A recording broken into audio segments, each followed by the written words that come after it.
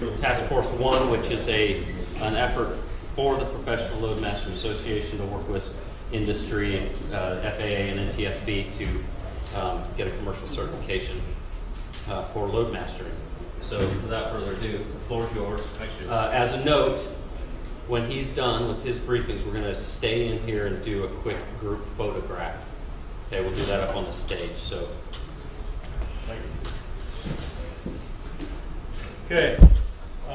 My name is Doug Gardner. I'm with Task Force One. Task Force One was started last year by the Executive Committee in reference to a FAA project or a working group that was going to look at certification. These folks here are the main folks that have been involved in monthly meetings and conversations. However, this isn't the only people that are involved. I've got about maybe 50 other people that have had conversations, input, experience into this task force. These are the ones that have really brought it all together. Carl Heinkamp, Dave Bell, they're the subject matter experts, as well as Eric Koppa. They've got a lot of commercial time, a lot of experience, a lot of knowledge about how that whole loading of special cargo works. Levi Sordomay and Kyle Brooks, they're not actually commercial loadmasters, they're military loadmasters, but they're doing a lot of the research. If I say, hey, I need to research accidents, I need to research job titles, I need to do whatever, those guys go out and give me the background on the information. So I appreciate the effort that those guys give. So how did we begin all this stuff? Well, the crash, the 747 crash in Afghanistan happened in April of 2013. The Afghanistan FAA, for lack of a better term, thought that they could investigate and come up with why the crash happened. After a couple of years, they couldn't handle that. They didn't know what to do. They didn't know how to handle it, so they handed that over to the NTSB. The NTSB then took a look at it and they came up with some findings. Tomorrow we've got a briefing by Captain David Lawrence, who is going to be giving us our briefing tomorrow. He is actually the one that was on the ground investigating it, so he's going to have some on-site knowledge about what happened and how the loadmasters were doing that and what the implications were. But they made a recommendation to the FAA that you need to look at certifying people that load special cargo or cargo in general. And the FAA has this group called the ARAC, which is an Aviation Rulemaking Advisory Committee that they go to, and that's what happened in December of 15. The FAA went to the ARAC in December and said, hey, we want to look at this. The ARAC says this is not really well defined, you need to define it a little bit better. And so it came back in April of 2016, and the ARAC, the Rulemaking Advisory Committee, said, okay, we'll take a look at that. Well, that group did not have the experience to actually look at special cargo loading processes, the people that do that, and certification. So they, there we go. So they told the FAA to create a working group to look at the certification process, and that's where they selected 12 people from industry-wide. There were hundreds of applications, and the PLA was one of those that applied to get a seat on that group. We got a seat on that group, and then we became a part of the 12 people out of hundreds that are going to look at that. Their first meeting was in August of 2016. This is the first time that the PLA had gained a national recognition from all these different types of organizations. These organizations were like the National Air Carriers Association, ALPA. There's some maintenance organizations. There's a lot of different organizations that deal with national carrier, but it's not specifically for loadmasters. They didn't know that loadmasters had a organization or an association that we could have had all of our experience in one area. So it was really good for them. They actually went out to the website and take a look at the website that we had and learned a lot about our organization from the website. So this was a really good thing for national recognition. And then the executive committee formed the Task Force One in October of last year when we went to the Gathering of Glows last year. And then we've been attending the working meetings monthly. I haven't done something like this before, so when I did these meetings and Eric was going to the meetings, we created a new website or a page. I don't know if any of you noticed that or not. Back in November, December, January timeframe, Ryan Lockhart created a PLA Task Force One page for us. I tried to disseminate as much information that I possibly could. I didn't understand the workings of the working group, and I got in trouble. The FAA came down and kind of shut me down, said this is a closed working group. Those 12 people are supposed to work in a closed environment. And I asked, well, how can 12 people make decisions for the entire industry? And he said they've got the right people at the right place at the right time. And the other reason that they closed that is because those people, those 12 people that represent all those different agencies, have to have an environment where they can bring up some good ideas, maybe not so good ideas, and they can talk about that in a closed environment, and they don't have to worry about any repercussions going out. Because if somebody were to bring up an idea that would cost organizations lots of money, they don't want that getting back out. They don't want that getting spread around just because they were talking about it. So that group is a closed group. I didn't understand how the working group worked. I didn't understand the unwritten rules that I was supposed to follow. Now, the other thing that happens in this thing is that the people that make up the Loadmaster Working Group, they actually belong to several different groups with the FAA. The PLA only belongs to the one group. It was our first time, so we were kind of the new kid on the block. We didn't understand how this all worked. Well, once I understood what was going on, I understood the other agendas a little bit better. In June and July, we started seeing a lot of momentum. The things started getting done. Have you guys heard of the 4 stages of team development? Mm-hmm. Anybody remember those? Yeah. Storming, No. forming, No. or forming, Storming, norming, and performing. Okay, so And we then formed, returning. we stormed, we normed, and now we're starting to perform. Okay, and they had 7 options. We don't know what those options are.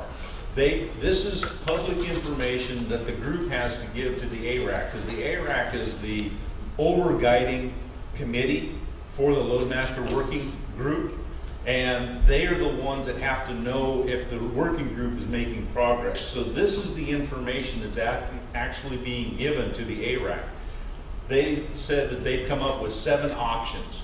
What options are those? We really don't know. But they've worked with 7 options, and they've bantered that around, and that's taken up most of their work. They use a Likert scale, and a Likert scale is, if you have an opinion, you get a question or an idea, you scale it from 1 to 10. So somebody might scale it up 5, or somebody might scale it up 4, 3. You take an average, and that idea or that option gets a number. Then the next option gets a number. And then all those options, they look and see which one has the higher number. They come down to 1 option. So they've narrowed those 7 options down to 1 option that on a Likert scale had the highest number.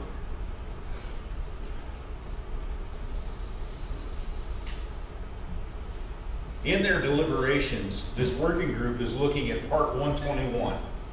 There's a lot of different parts that deal with special cargo. There's 121, 125, 135, 127, and 129, I think, is the foreign ones. So there's a lot of parts that move special cargo. However, they're only looking at the 121 because the national crash was under a 121. They're looking at accidents between 1996 and 2016 that had anything to do with cargo shift, hazardous materials, anything that if we were to certificate this position, what would it have done? Would it have made things safer? Would it have been better? Would it have been worse? Whatever. So they're taking a look at all of these accidents between 1996, and that's what Levi and Kyle put together, is a list of all those accidents. We forwarded that to the group, and then Eric is helping them decide to delineate for whatever. They're looking at each one of these accidents and saying, would a certificated person have helped or not?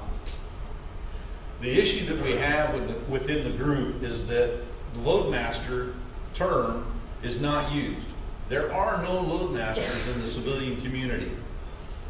There's a lot of people that are called loadmasters, but the term is not standardized.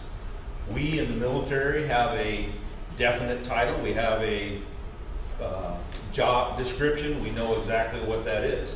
In the civilian community, there's loadmasters that fly. There's loadmasters that stay on the ground. There's ramp coordinators. There's station supervisors. There's loading supervisors. There's cargo supervisors. There's other people that do a lot of different things associated with cargo. And then some people call themselves loadmasters that don't even get near the jet. So the term loadmaster is not a standardized term. So this group has to determine who is going to get certificated. What is the name of this position that's going to get certificated? And they've come up with SCAF, or a special cargo analysis function. And that's the load analysis and planning for special cargo loads. That's when they have a strapping plan, or they have to do something special with it. If it fits on a pallet and it can't fit under any nets, then that's where they get into the SCAF function.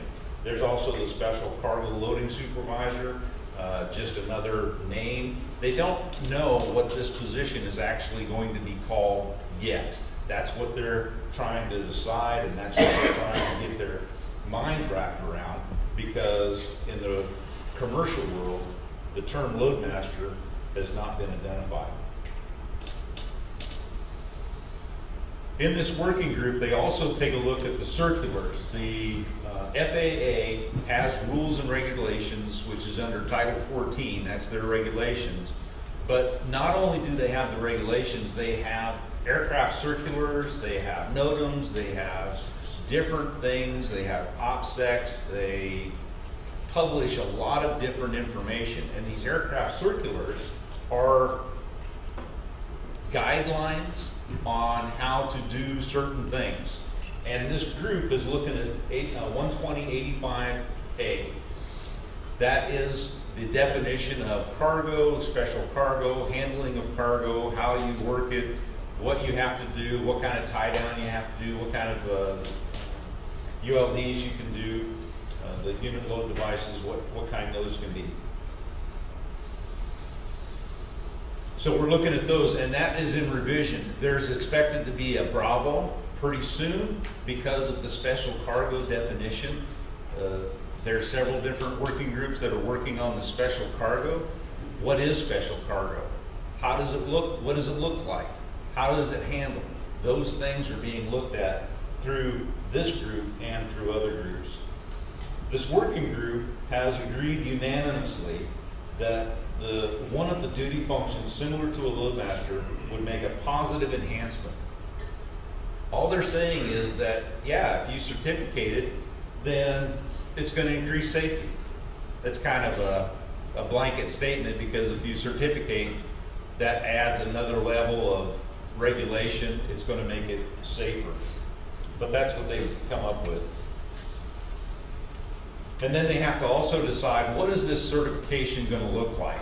If we decide, or if a group decides to certificate a SCAF, loadmaster, special cargo agent, whatever, what does that look like? What process are they going to use?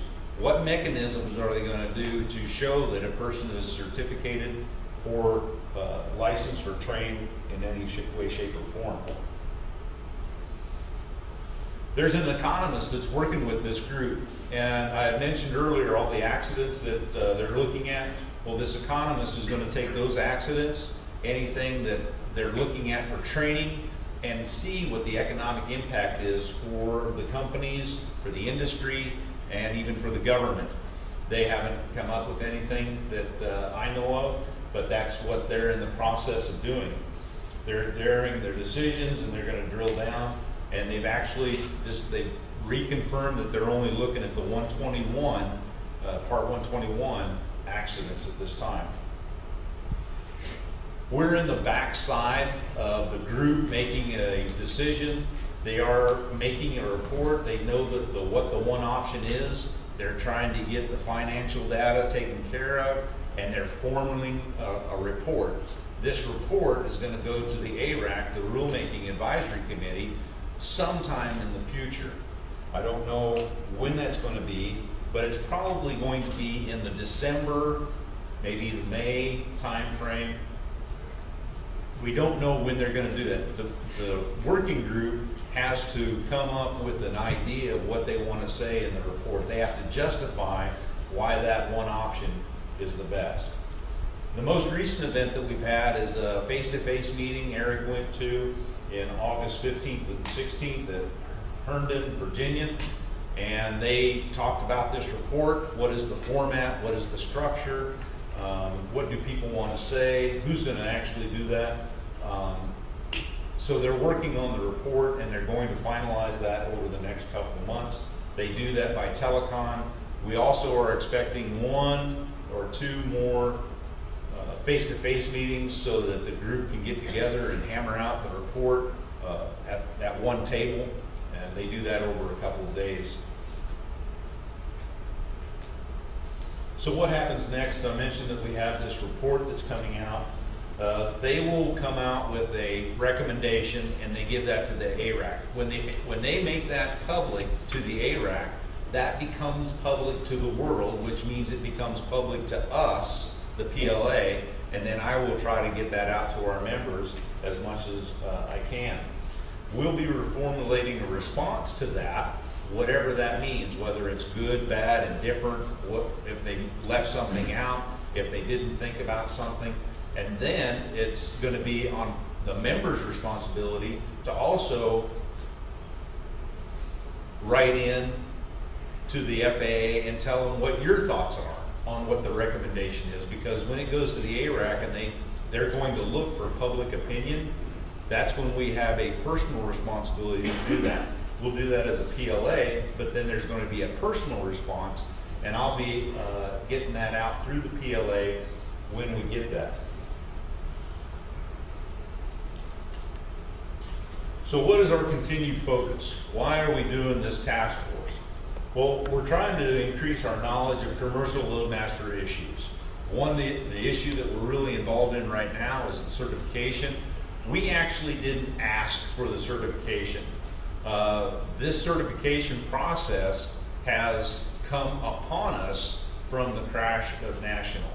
And we're just kind of in the process. We didn't start it, and we can't finish it. It's got to go through the FAA. But by being on this Loadmaster Working Group, we can have our voice heard in the process. And we want to make sure that there's other issues, and I'm going to be covering in my next briefing some issues that some commercial loadmasters are actually facing in their career fields. But we want to continue to increase our knowledge in that and pass those issues out. We want to make sure that the membership for the PLA increases as the proliferation of the Loadmaster career field increases in the commercial world. There's a lot of airlift happening by a lot of different companies. We need to make sure our members know what that is. How do we connect? How do we network, friendship through airlift, through the community? And we want to make sure that we maybe grow through that. And we also want to educate our newer loadmasters. As you grow, we retire, move on, go on to different jobs. We got new loadmasters that are coming into the career field. What is their possibility of jobs in the future? Do they even know about it? Do they know about the environment? So we're going to try to get out information on that.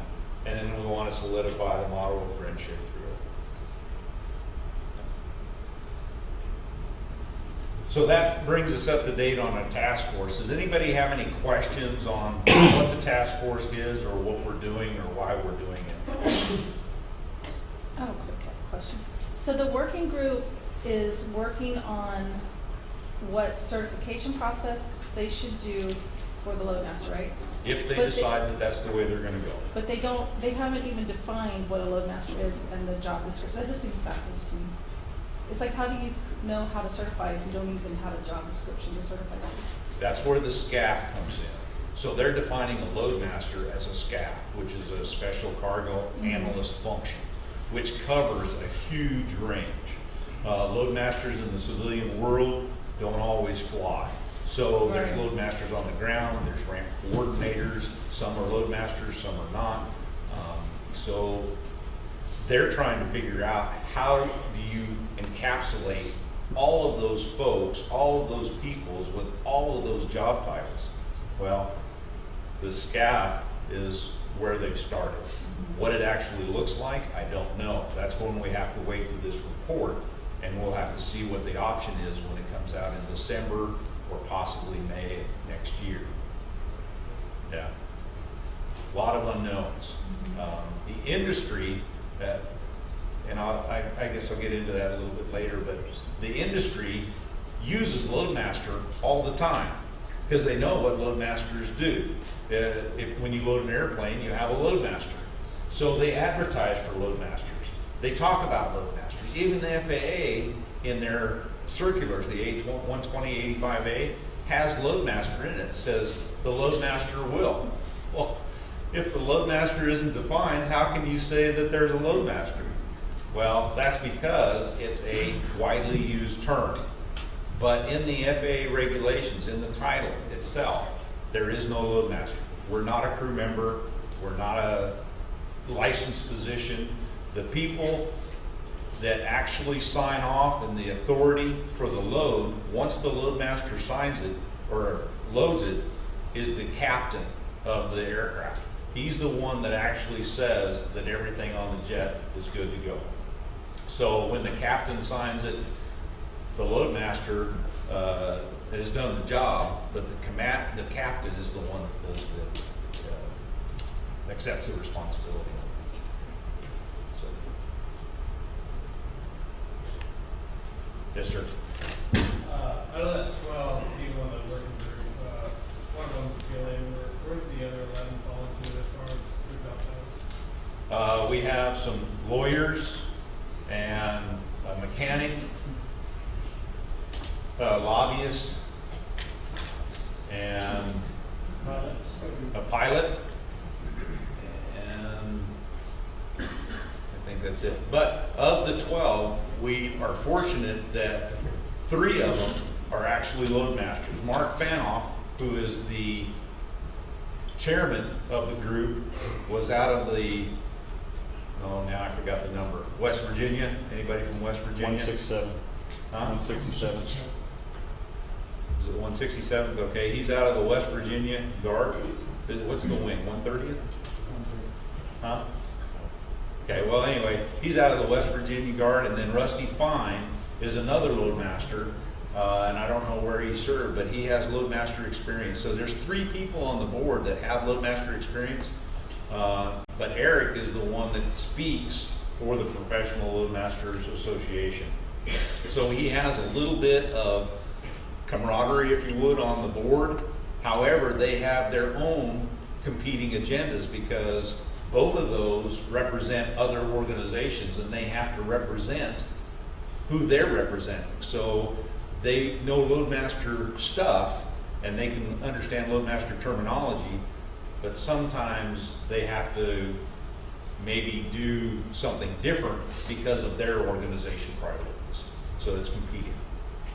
Yeah. And I just mentioned that, and to help others, because there's such a diversity on the group that doesn't understand Loadmaster, what we tried to do in the beginning is we tried to explain and we tried to educate what loadmasters were. Well, they wanted no part of that because there are no loadmasters, so you really don't have a say in this. And then that didn't work so well. But now what we're doing that's actually working, we're kind of making progress on, is we're asking the loadmaster questions. Well, did you guys think about this? Did you do this? Well, what if this happens? Or what if you do this? Or we're asking the questions and then everybody else on the board is going, oh yeah, that makes sense. So we've changed our tactic and we're coming from a loadmaster's perspective without pushing the loadmaster title, if you will. So it's a really interesting dynamic. Why is there so much opposition to calling it a load management? I mean, everybody's got their own agenda, is that the problem? Yes. Yeah. There's not it's really kind of funny because everybody knows what a loadmaster is, because if you go to the companies that have the loadmasters, the titles are loadmasters. But when you talk about the legal aspect of it and where it falls into the regulations, there are no loadmasters. So what they're worried about, I think, is the dollar amount of that. Is if you say that these are loadmasters, then are these people over here loadmasters? Then are these people over here loadmasters? So that's the difficulty, is trying to define who are the loadmasters. So then, the reason that so the FAA, what we're trying to do is define the term loadmaster in FAA regulations, correct? Well, that's probably not going to happen. That's not going to happen, because then that would go all the way from down mom and pop's airline, That- all the way up. And is there, are they afraid of feeling that kind of impact on the FAA side, is why I understand it's lobbying against Yeah. the other agendas against the term? I honestly don't know why there's so much resistance on the term, but the group has gone to more of this definition of a SCAF, which is a special cargo analyst function. And they feel that that incorporates a lot more people than just loadmaster. Because if you have a loadmaster, then is it narrowing the definition or is it broadening the definition? So it'll be interesting to see what comes out in the proposal. Yeah, we'll have to see. Yes, sir. Once this is done, let's say they do approve it, come last night or go back, whatever, on the civilian sector, and we are recognized as a group.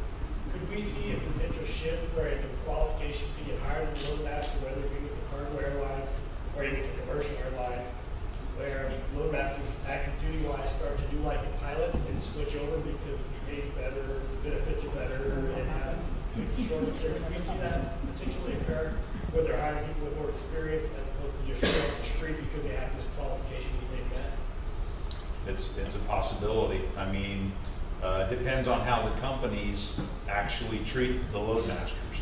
Now, you'd mentioned making the loadmasters a crew member. That will not happen. That's not anywhere near what this group is going to do. The crew members are under Part 63.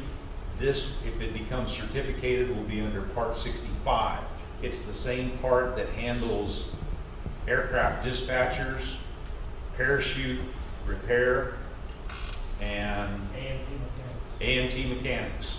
So that the Part 65 is mostly your ground folks, and then it covers the certification on that. To get into Part 63, it would probably have to be a whole nother push, and the industry would have to want to put it under Part 63 and recognize it as a crew member, which will probably not happen for a while. But this gets us in the, if we get the loadmaster or SCAF into the Part 65, then that gives us our first step, and then we can go to the next step. How do unions play a role in this whole thing? I mean, is that part of why they don't want to acknowledge loadmasters, because at that point, then we can, literally everyone can unionize?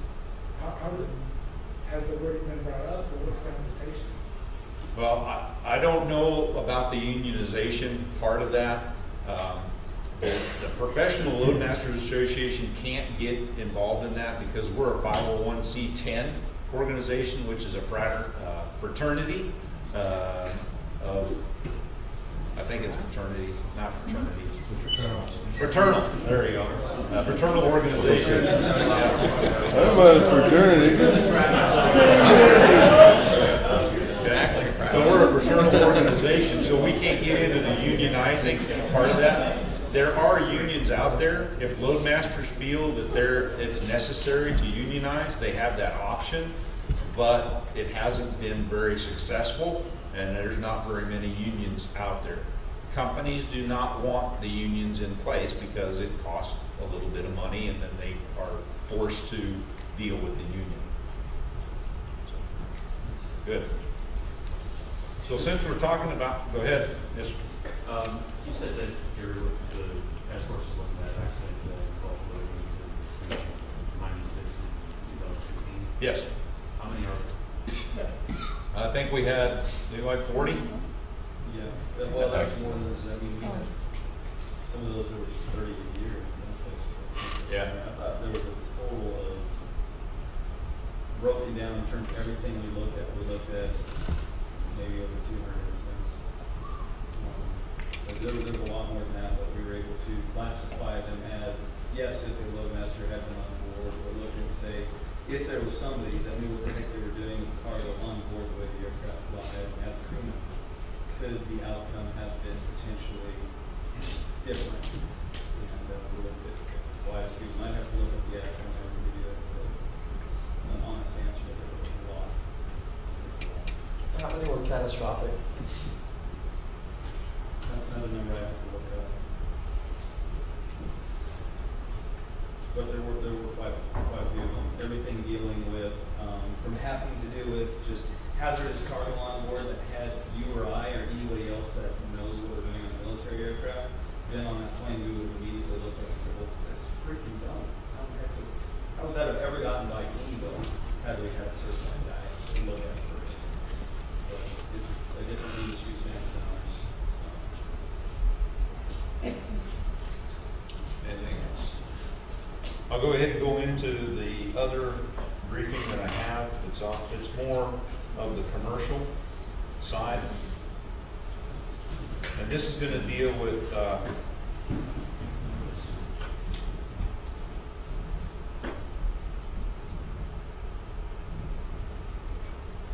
some of the issues that we have found. And we've already been talking a little bit about this, but who are loadmasters? There's industry loadmasters that are covered by the air carrier loadmasters, the ground service contractors that may or may not fly, people that load airplanes, the academic instructors, the people that don't even fly on the jet. Some of them load, some of them don't load, some of them go out to the airplane, some of them don't, but the academic instructors are still commercial loadmasters. And then you have other government agencies. There's NASA and there's DOE. Eric is now flying for the Department of Energy, so he's a loadmaster on a DOE jet in a civilian capacity. So there's a lot of different names out there that are used to encapsulate the loadmasters. It's not just a loadmaster. You can't just say title loadmaster on a job search and come up with a loadmaster. You might have to call a cargo master or a cargo specialist. So what are some of the issues? Well, the pay is an issue. The compensation and the responsibilities. How do you get to the compensation with responsibilities?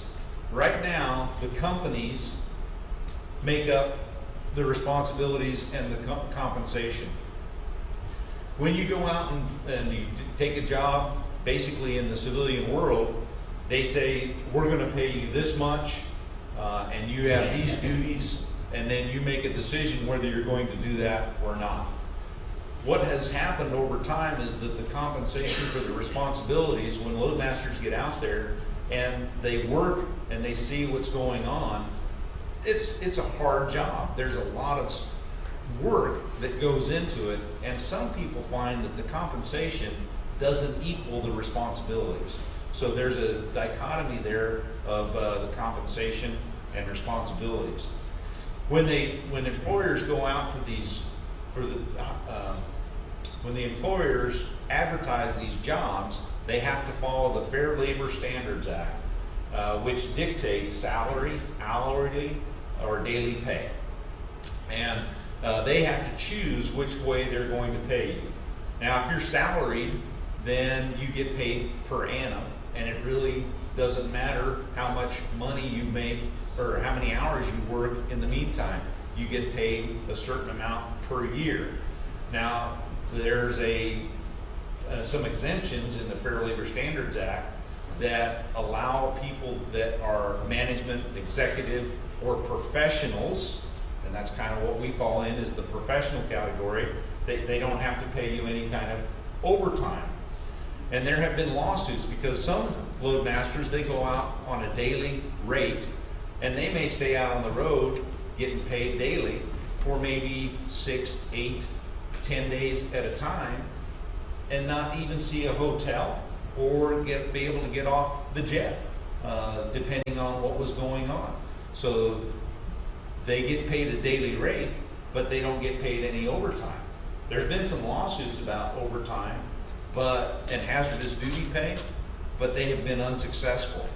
I don't know of one that has actually been successful. I was talking with some folks this week that not every company doesn't pay overtime. There are companies out there that will pay overtime. They'll pay you another stipend at the end of the trip. They'll pay you a little bit more money per day. They'll give you a per diem. But on general, the overtime is basically an issue. And another thing that is interesting is that the airline employees fall under the Railway Labor Act of 1926. And I thought that was really kind of strange. Why are the airline guys under a Railway Act? Well, it comes to find out that in 1890s, the railway guys struck and they shut down basically the transportation of the goods and services back in the 1890s.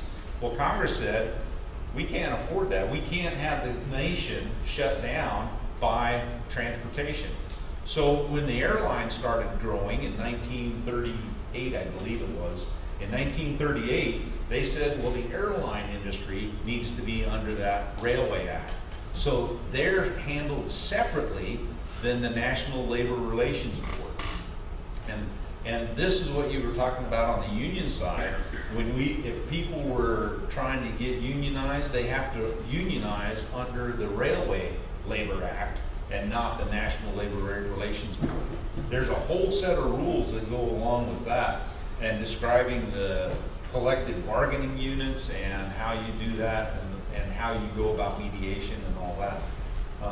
But some of these are what loadmasters have to deal with on their pay.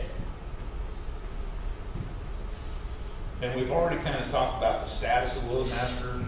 The status is not recognized by the FAA as a crew position. They are not a pilot or an engineer, a navigator.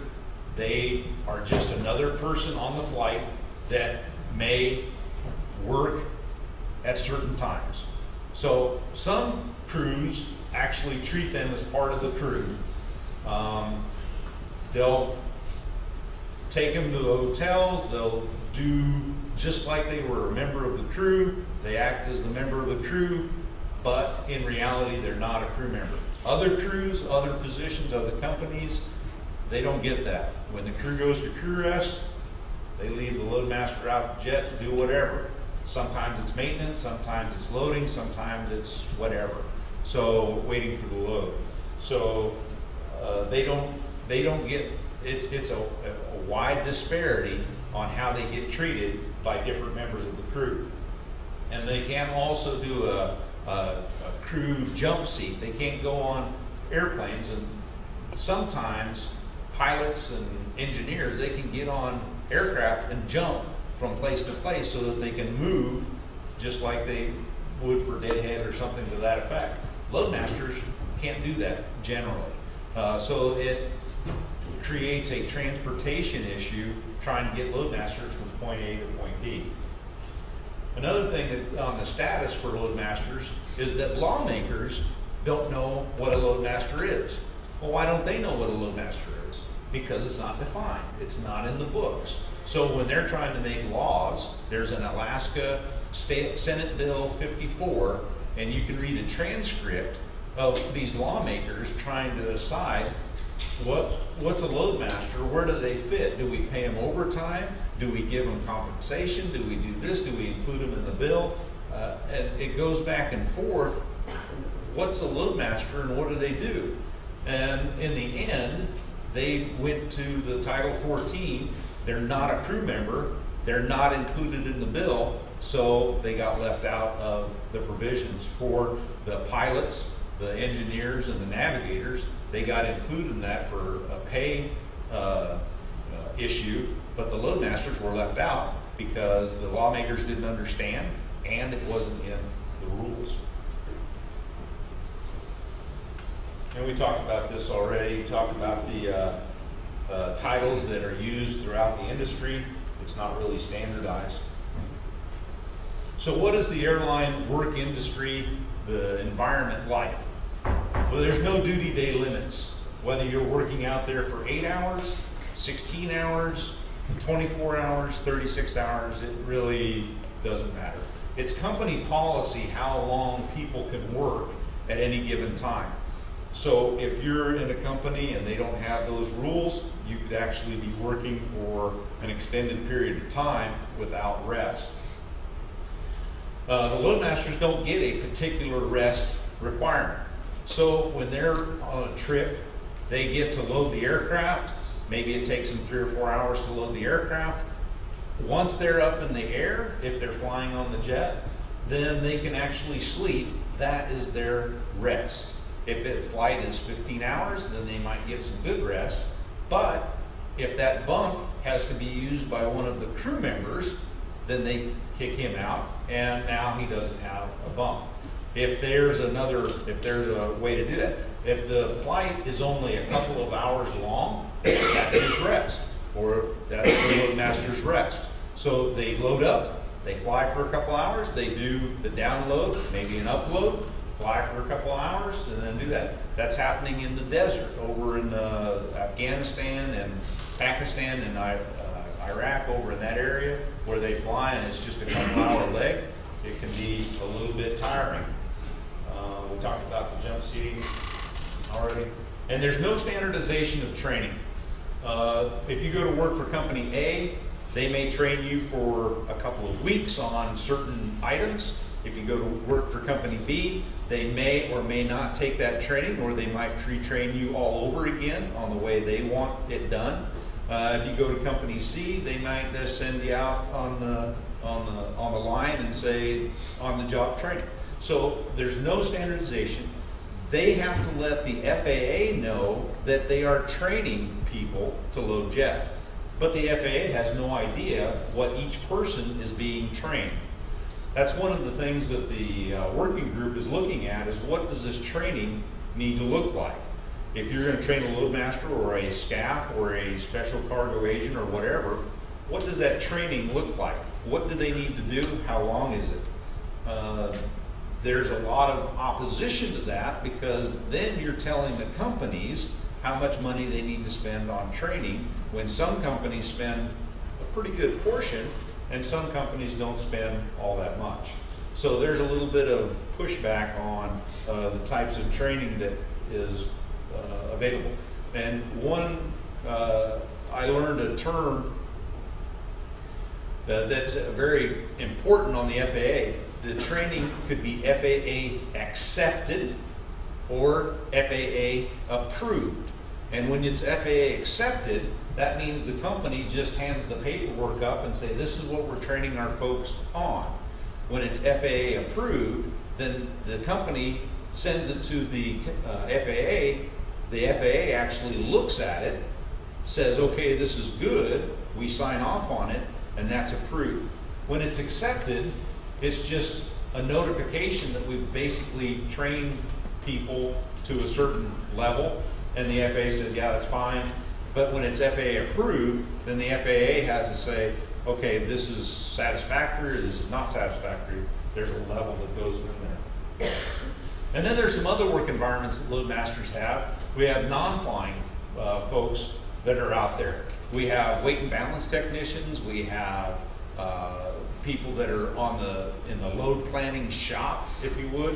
When they get some cargo and the company says we can move it, they send it to an agency or an organization, the office, and then a loadmaster will take that and put it on a load plan and say, okay, we need a strapping plan, and it needs to look like this that goes to the air freight or the cargo folks, and then they build it that way.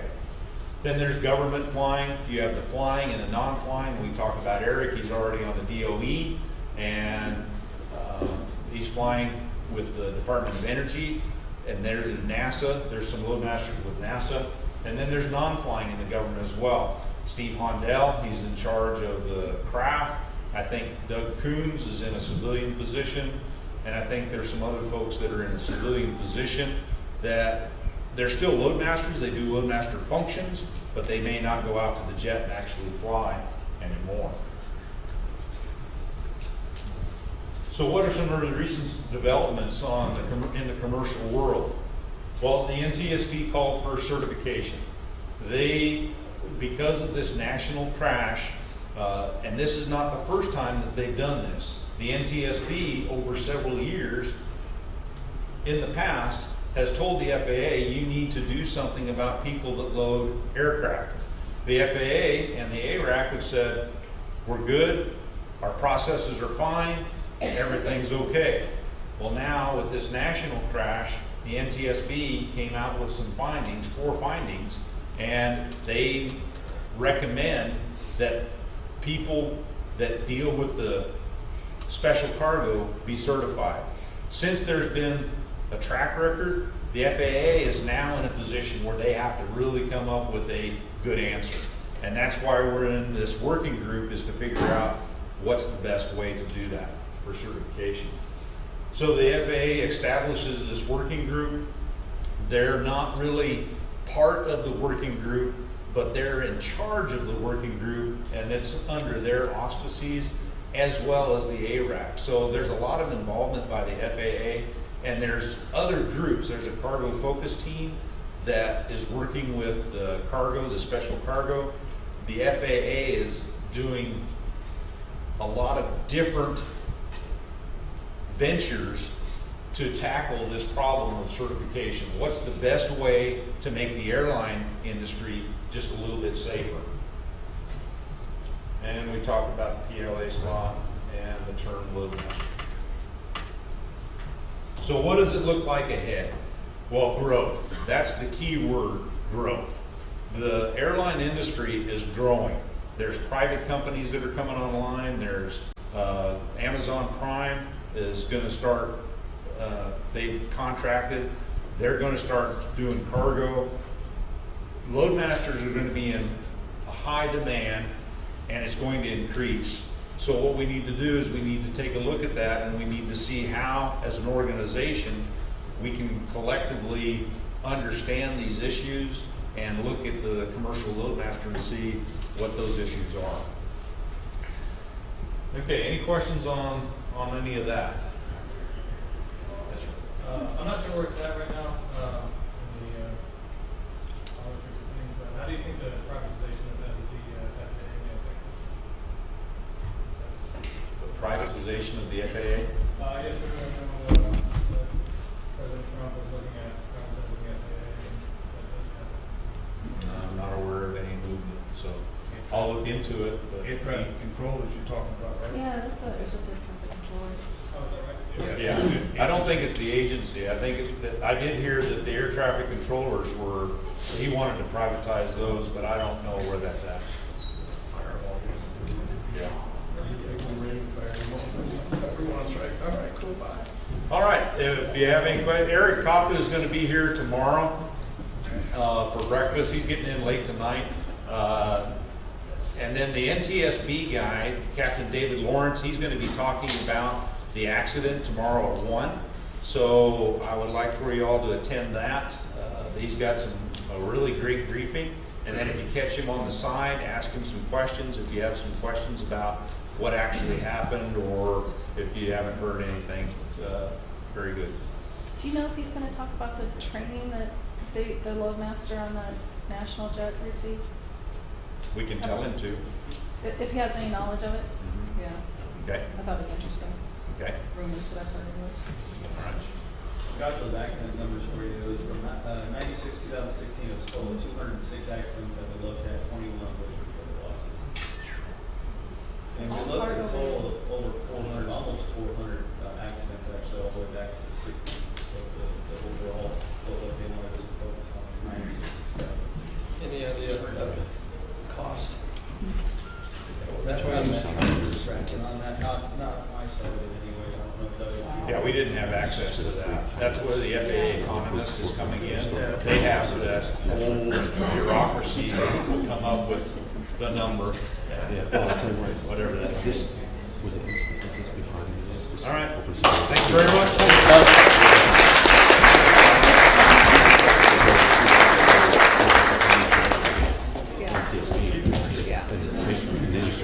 Okay, so we're gonna do the group photo now. Do we have enough people? So we'll get everyone rallied up. I think W's, your wife gonna take it. Who's got a good camera on them right now? Everybody. Yeah, right. Chris, yours is probably good, right? Your phone? All right. Okay, let's go stage front.